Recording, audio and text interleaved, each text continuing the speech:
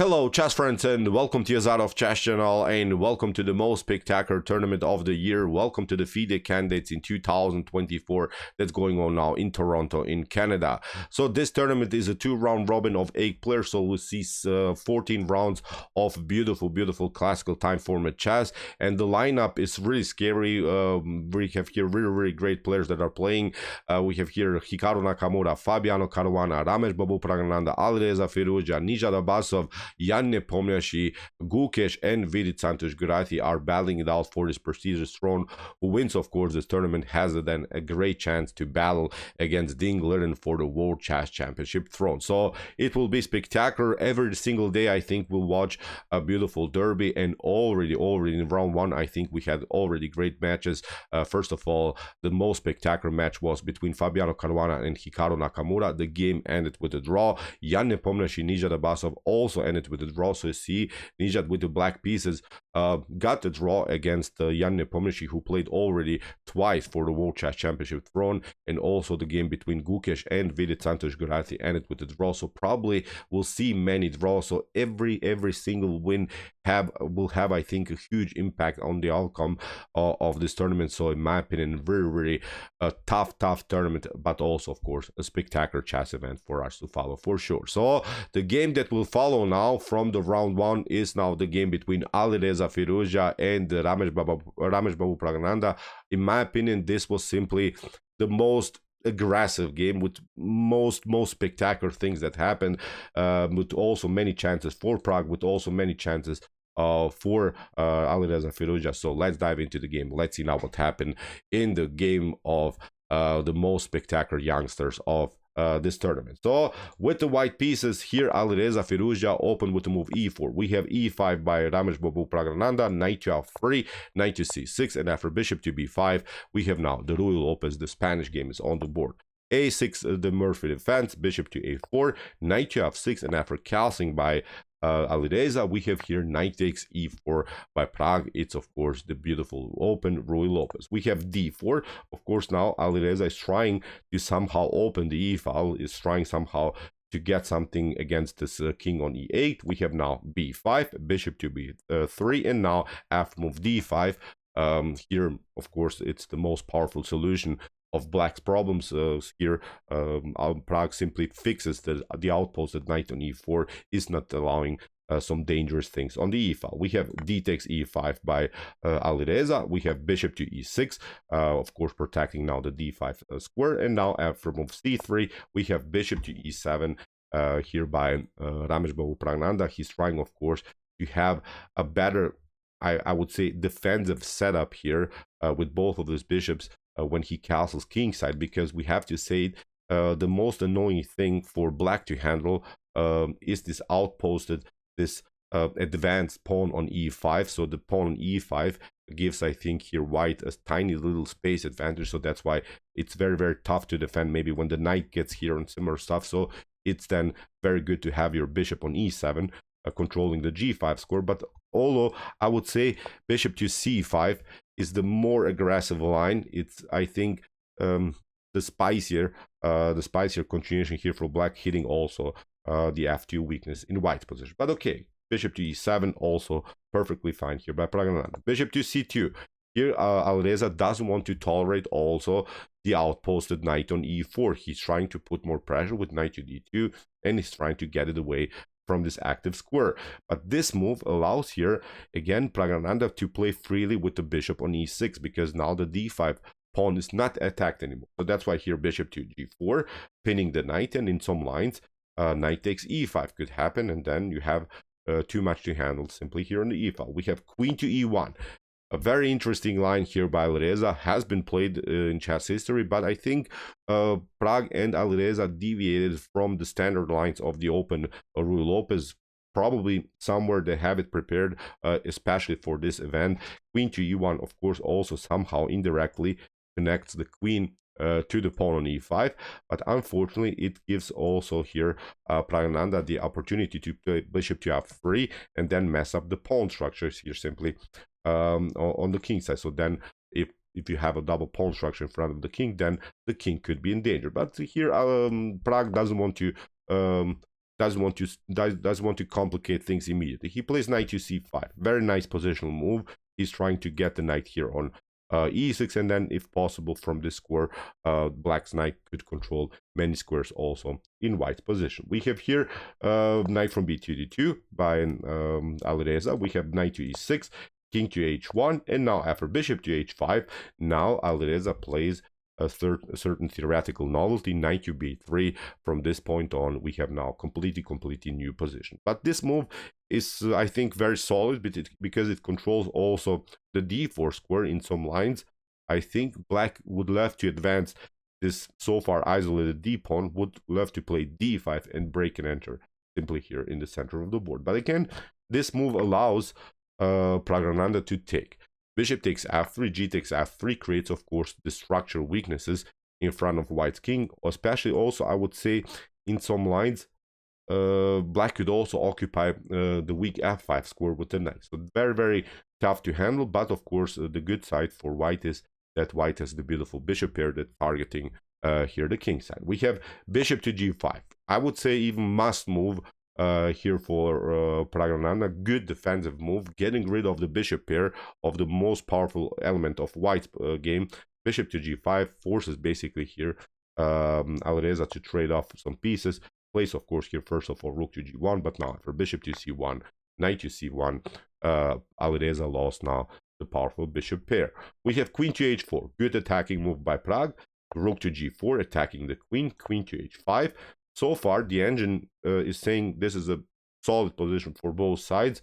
Nothing dramatically is going on. But now after knight to d3, pardon me, here you see, I would say Alireza has to play now more passive moves than Pragg. I would say black's position is easier to play. It's hard now for white to find any attacking chances so far. You see Alireza is even forced to protect the e5 pawn.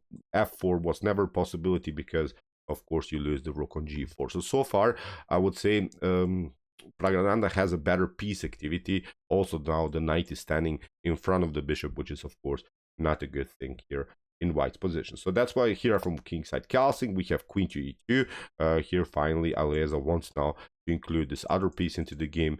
Maybe play rook to e1, connect now the rook to the pawn, and then play more freely with the knight all over the board. We have now the move f5. Good move again by Pragg, activating now the rook on the f file. You see this double pawn structure on the f file is something that I think bothers now white in the continuation of the game. We have now the move f4, rook to h6. Good move by Pragg, immediately even threatening checkmate. Look how Pragg managed to line up now the pieces on the h file. Good move, of course. f3, connecting now the queen to the h2 square. We have rook to f8, activating the last piece that hasn't played so far. Now Pragg has here very a solid attacking formation. We have queen to f2, rook to f6. We have rook to e1. Of course, now getting all of the pieces into the game. And now after queen to f7, here by Praggnanandhaa, hitting further the f4 square.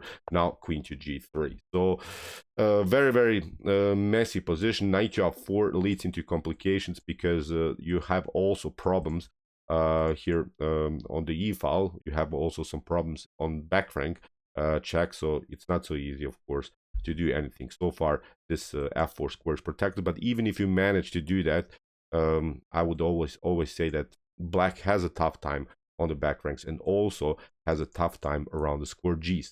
So that's why rook to h5. Pragg is not rushing, simply improves the position of the piece. We have now the move a4.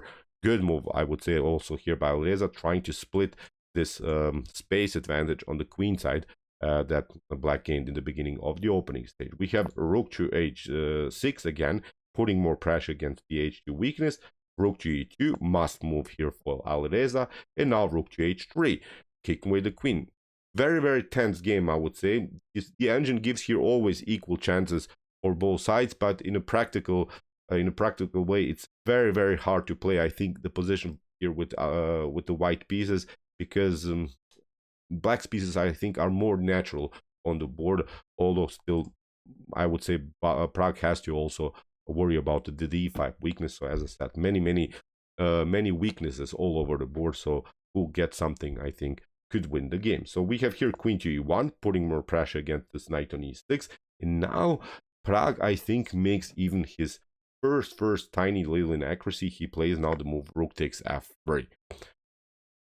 Tempting move, many of us would play it, but I would say maybe here a better way to proceed is with queen to h5, putting more pressure simply against this weak h2 square. This, I think, was the chance by Pragg to paralyze further Alireza's position. Maybe then rook to g2 would have been played, and then you have knight to e7 with the opportunity to play knight to f5. Maybe, if possible, for instance, the queen moves, you can also play in some lines knight to g3. When the queen maybe moves from the defense of g3, maybe you can get it also to h4. But I think in this position, the knights are finding better scores than this knight and also than this bishop. So this was, I would say, maybe a great chance for Praggnanandhaa to make something in this game. He played rook to f3, seems tempting, but this move allows now Alireza Firouzja to get very actively with his pieces. Now his pieces are breathing again. You see, so far the knight was always standing in the way of the bishop. Now with knight to c5, you cannot take, of course, knight to c5 because of this back rank problems that we have talked about. Rook to e8, and the game would be over here for black. So after move knight to c5, here that Alireza played, now Pragg makes another mistake. He plays now queen to h5. Queen to h5 now is not working. A better choice was simply here to play knight to f8, retreating, keeping it calm, and you have your chances again with rook to h3, maybe queen to h5 later. But it was very important to retreat with the knight to somehow activate it further in the later stage of the game, but keeping everything first of all secured, especially, as I said, on the 8th rank, was very important now for Pragg. He played now queen to h5, but now it's too late because actually here Alireza had a great chance. Although this move, of course, attacks the rook, but here Alireza had a great chance with rook from e to g2. And I'm not almost seeing here good defensive ideas anymore for black. For instance, if you try here knight to c5, then rook to g7, you're trying to escape, and then in some lines you get even checkmated here on the f-file. This is not working. For instance, after rook from e to g2 that Alireza had to play, I think, then after something like knight to e5, look at this, we can play f takes e5. Maybe you're trying this one, rook queen to f7 to somehow, I don't know, deliver a dangerous check on f1, bishop to d3. Now you take, but now after rook to g7, queen to g7, we play queen to g1. Look at this, we simply get the queen, queen to g5, and I would say here white is much better. I would not say here that white is winning or that black is completely busted, but it will be, I think, very tough for Pragg to defend this position, especially because of this passer, especially because of the dangerous bishop, especially also queen to d8, maybe to grab this pawn would be also very dangerous to handle. This was now a big chance for Alireza after move queen to h5 to play, as I said, simply rook to g2, and as I said, very tough position then for Pragg. But after queen to h5, what Alireza did, he played now knight to e6. We have now queen takes g4, hitting also now the knight to g5 here by Alireza. Alireza is again hoping to get this dangerous check because the knight is controlling here the f7 score. So again, rook to e8 would be immediately checkmate, but now Pragg finds a beautiful defensive idea. Knight to e5, rook to e5 we have here by Alireza, and now great move here by Pragg, rook takes h2, and after a couple more moves we have some perpetuals. We have here the repetition of moves, and it was a beautiful thematic draw. So great game, I think, by both of them. First of all, Alireza played, I think, a brave decision in the beginning to let Praggnanandhaa to double his pawn structure on the f-file.